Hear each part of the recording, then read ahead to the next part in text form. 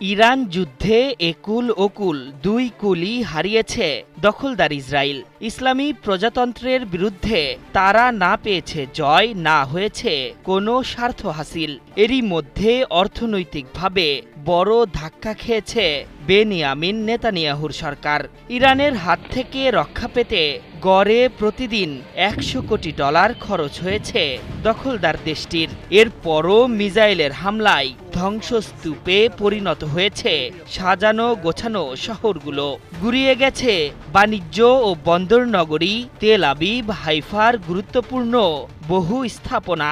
ঘরবাড়ি হারানো মানুষের সংখ্যাও বেড়েছে কল্পনাতীত। এই ক্ষতির পরিমাণ এতই বেশি যে তাদের বাজেট ঘাটতি 6% পৌঁছাতে পারে। একে তো যুদ্ধে ভরাডুবি, তার উপর অর্থনৈতিকভাবে বিশাল ক্ষতি রীতিমতো চাপে ফেলেছে নেতানিয়াহু সরকারকে।